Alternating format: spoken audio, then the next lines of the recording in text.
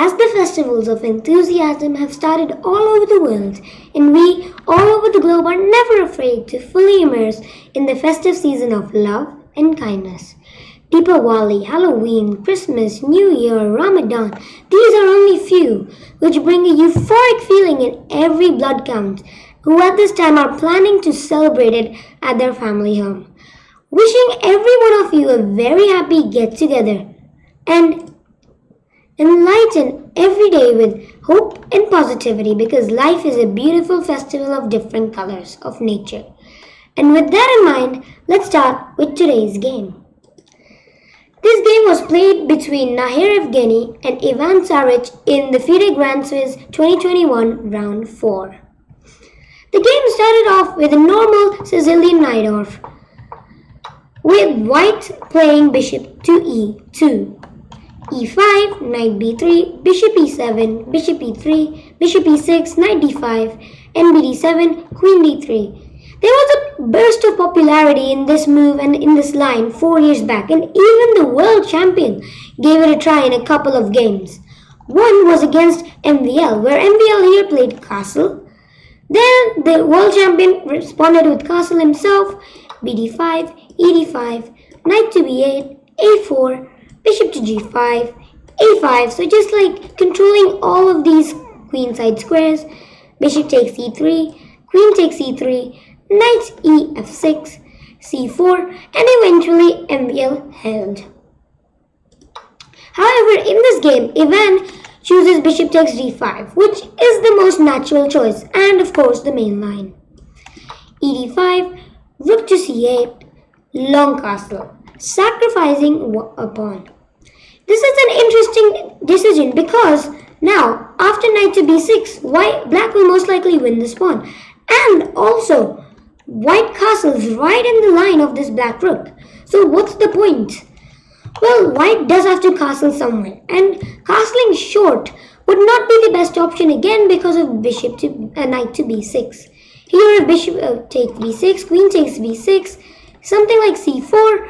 Well, now black can simply castle, and the points behind is that these two pawns are quite solid, and some threats with e4, e3 will be coming. This queen is quite active placed on this diagonal, and black has good compensation. But long castle kind of imbalances the position because black is normally going to castle short and there's going to be an attack. Black is going to attack on the queen side, white is going to attack on the king side. Another recent game saw c4, where after castle, knight to e8, queen to d2, b6, rook ac1, a5, knight to a1, an interesting decision. Of course, wanting to play knight e2, knight a3, and knight to b5. f5, f3, f4, bishop f2, and bishop h4. And with the swap of the dark squared bishop, black hardly had anything to complain about. This was the game between Georgios N and Mamedyarov Shakhyar in Biel 2018. But in this game, long castle was played, black played knight b6 and king b1. And now castle. Knight b takes d5 is possible, but white develops his initiative with bishop to d2, queen to c7 and g4. White, of course, quickly starts a pawn storm with g5, h4, h5, and white, of course, has some compensation. And if knight f takes d5, now this does look somewhat better with white developing his initiative in similar fashion with bishop d2 again. It's of course important to keep these two bishops alive because they will be very helpful in the attack. Something like queen c7 and g4 again. But Šarić decides to reject that and plays castle. Bishop to f3, knight to c4, again attacking this bishop. And now white plays bishop to c1. Because like I said, the bishop pair is extremely helpful in these type of positions where you have to attack. And now here, queen b7 was played, and this was the novelty. Some other games which were played continued with knight d7, so bringing the other knight into the attack with moves like knight c5 and bishop to e4, attacking h7, g6, g4, bishop h4, rook dg1, knight f6, f3. This is a sample line, b5, rook g2. So white, of course, starts an attack on the king side. Black attacks on the queen side with a5, a4, a5. And this game was between Lobanov and Sarana Alexei. However, black decided queen d7 in h3, preparing not only g4 but also threatening an interesting idea with bishop g4. Because let's say black plays a random move, bishop d8 for example, then white can play bg4. Black of course has to take if he doesn't want to be an exchange down, and h takes g4. And now of course these open lines have been opened. The h7 square is a vital attack for white because next moves, this is going to be very weak because there is no knight on f6 either defending this pawn. Black can try f5, queen h3, and white of course gets kingside initiative. So black instead played queen to a4. This stops bishop g4. Because now simply rook c7, black is not going to take on g4, and now bishop g4 has no real point. And also this creates a threat in return. If white plays g4, this is actually a disaster. Can you find why? Pause the video if you need to. Black to play. Well, here black can play e4. After bishop e4, knight to e4, queen takes e4, knight to a3. After b takes a3, queen takes e4, the queen is lost. And knight d2 check, interestingly, doesn't work because white has knight takes d2, which defends the queen. So knight a3 is necessary and this wins the game. So white accordingly plays rook he1, so stopping e4. Bishop to d8 and g4.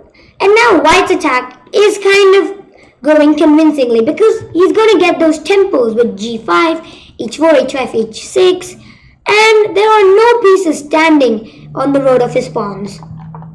Rook to e8, bishop to e4, attacking h7 and threatening g5, g6. Because here if knight takes e4, this is, I would say, a bit too risky. But after rook takes e4, now this rook can swing in the game with rook h4, queen b5, h4, bishop h4, g5. White of course just pushes his pawns without it and caring about his material. Bishop f2, rook f1. And this is too risky for black, as after this bishop moves somewhere to b6, again white plays rook h4, again threatening mate. If something like g6, well, here's simply queen f3, again threatening mate. Queen takes f7 and queen takes h7, rook c7, and now a nice move, rook takes h7 wins the game. Because after rook takes h7, if king takes h7, there is of course mate after rook h1, king g8, queen to f6, and the mate on h8 is unstoppable. So this is quite a risky position for black, and therefore he opts for g6, f3, knight d7, and h4. A purely positional pawn sacrifice. For material, Najer will build an attacking blockade. After bishop takes h4, rook g1, another very neat move. Simply threatening moves like g5, and this bishop will be kind of in the midst of getting trapped. So black quickly plays bishop f6. Because if something like rook to c7, just going with his normal development, well, moves like g5 is possible. If black tries bishop f2, well, now rook h1. Again, aiming all his gears at h7. Now if black tries b5 or something, then queen e2, bishop to b6, and rook takes h7, another blow. King takes h7, queen h2, and queen h6. This king is not getting out of his cage. And next move, simply rook h1 and queen h8, checkmate. So, black plays bishop to f6. Rook h1. There is no rush. Just purely attacking slowly and just building his attack. Straight away g5 would not be the best option because of bg7. Now this bishop gets in the way of white's pawns and this will be a very good defending piece. Rook g4 and f5 simply. g5, knight f6. And now the black king is relatively safer because these two pieces will be able to defend all the key squares like h7, h6, h8. All the weak squares can be defended by these pieces, and if needed, the rooks can hop over. Rook c7 defending the 7th rank. So rook h1, not being too hasty, just playing slowly. bg7, rook h3, again doubling the rooks. Knight f8, rook h1, and only the queen is left to join the kingside attack because right now it's not doing anything on d3, and this knight will face some problems getting back because of course the knight is kind of the lone defender of the queen side, so it has to stay there. So next moves, the queen is going to come in the game, and so that's why black plays queen to b5. If you play queen e2, well, the queen's lost.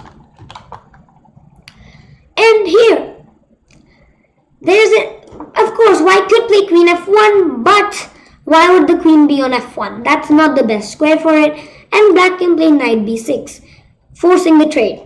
If the queen moves to g2, well, simply knight takes d5. Black will win a pawn and most likely the game. So, white plays a very good move here, knight to d2. And what's the point here? After knight takes d2, now queen takes d2 is possible. Queen d7, queen h2, and now finally the queen joins the kingside attack with decisiveness. b5, rook h7. Knight takes h7, queen h7, king f8, bishop h6 again.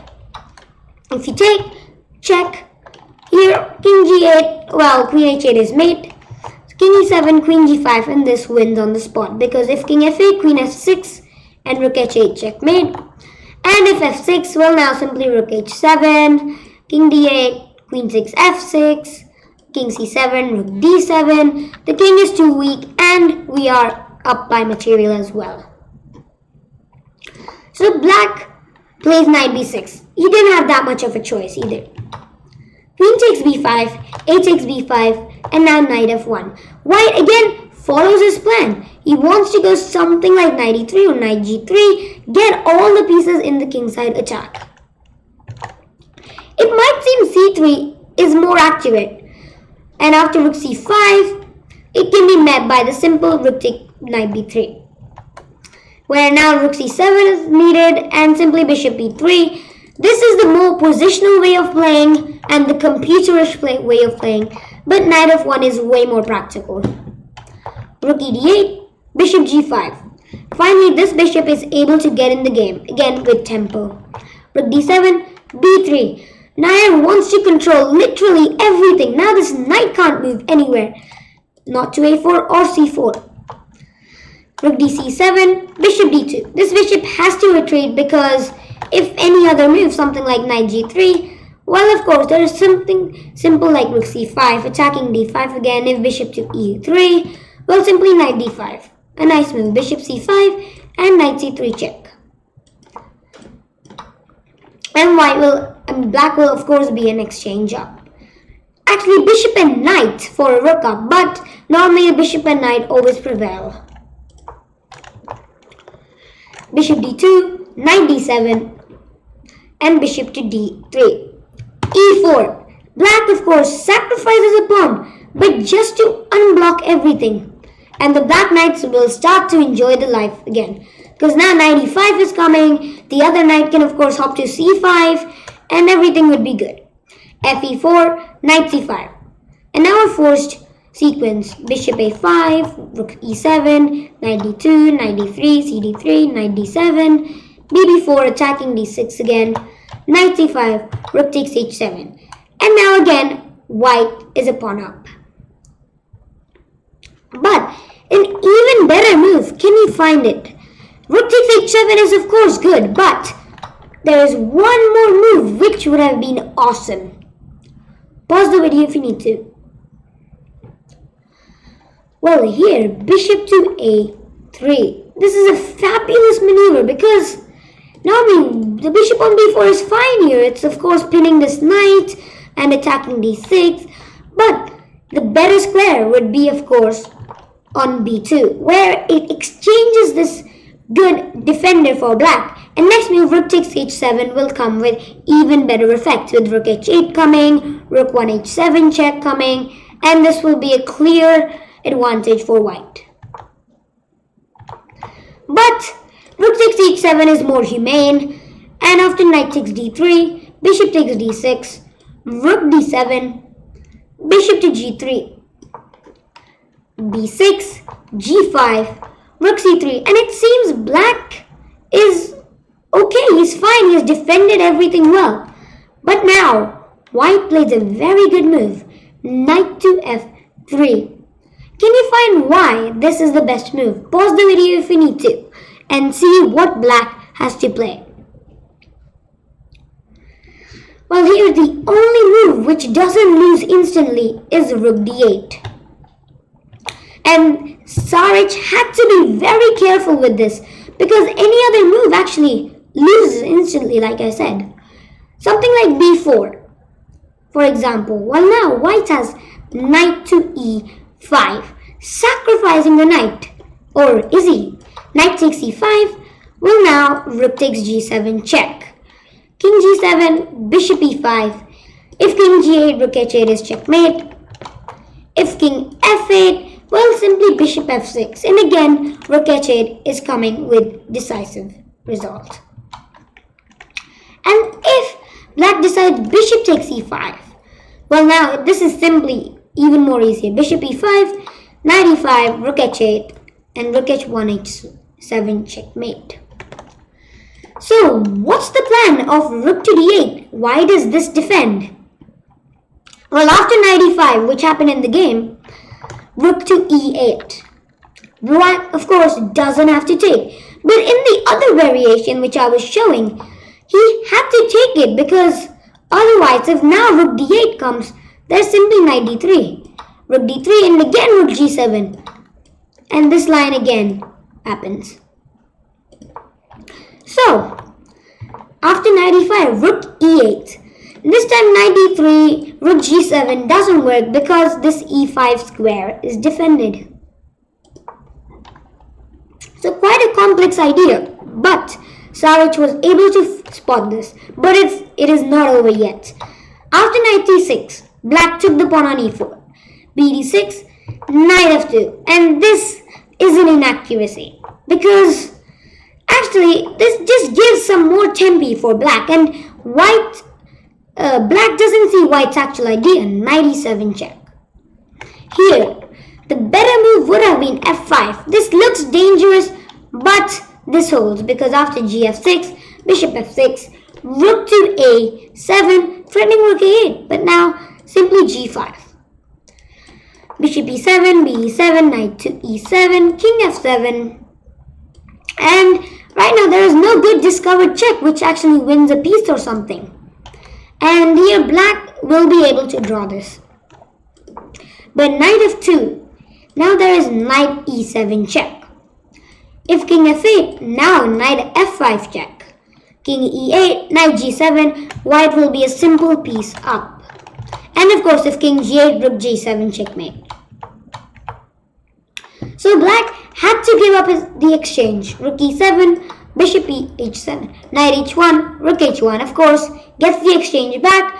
But now black is in like a bad position because there are so many threats coming like bishop f6, and of course there's a passed pawn on d5, which will be protected by the bishop. Rook c7 has to be played because if something like rook d3, now the pawn's simply unstoppable. d6, bishop e5, king c2. rook to d5, rook d1. And rook d1, king d1, and simply bishop takes d6 has to be played because no matter what happens, this pawn is going to promote. So rook c7 is necessary. d6, rook d7. Rook c7, rook c1. Idea is rook c7. Bishop e5, rook check. King g7. And here, bishop e5 was a very good move because now rook c7 is of course not possible because take, and black wins that d pawn. And here, bishop f8 check was played. There was one more very interesting move which actually wins the game even better, but it is a computer move. King to c2. What's the plan? Black is kind of in zugzwang. He has to play a move like b4 and now rook c6. Black plays something like f5 just to free himself up, but now bf6. What a move. Bishop f6 and now rook c7. Once the bishop was moved away from this e5 square which was controlling c7, now rook c7 is possible, and after take, the pawn is going to promote. And because this rook is also pinned, rook takes d6 is not possible as well, so this simply wins. But this is a very hard move to find. So bishop f8 check was played, king h7, bishop e7, king g7, king c2, and again he finds the correct idea. f5, black straight away frees it up, but here Najer Evgeniy plays g takes f6, and this of course is just a draw. After the good move, king f7. Again, don't play bishop takes f6 because rook c7. But king f7, an important move, and after rook c6, rook a7. But it's still not over yet. Here, white misses the last chance to wrap up the game in a study-like concept. Pause the video if you need to. Here, rook f8 check, king e6, rook to g8, attacking g6, bishop takes d6, bishop takes d6, rook takes d6, rook g6, and this will most likely be a draw, right? Well, rook c6 check, king b2, king f7, rook to g4, king takes f6, king a3, and white picks up both of these pawns because they're so weak. Something like rook c5, well, king b4, king to f5, well, simply rook h4, king g5, now rook h8. And now how does black continue? If he tries something like king to f6, now rook b8, one of the pawns gonna fall. If he tries to defend, well, the second pawn falls and white wins. But this is another very hard concept because you are sacrificing both of these very fast pawns just to win these two pawns. Is that even possible? But yes, it was. And this was the last chance for white to wrap up the game. And after rook c6, rook a7. And finally, when the rook is out, black is simply safe. White, of course, tried for a bit more, but realized that this is just a draw after bishop takes d6, and a draw was agreed here. And this was the game between Najer and Šarić, a brilliant game, I would say, very topsy-turvy, where at first white was winning, then a draw was happening, then black had a slight advantage, and white was suddenly winning, but in the end, a peaceful result for both players. And that was the game for today. Wishing you a happy get-together, and see you next time. Bye.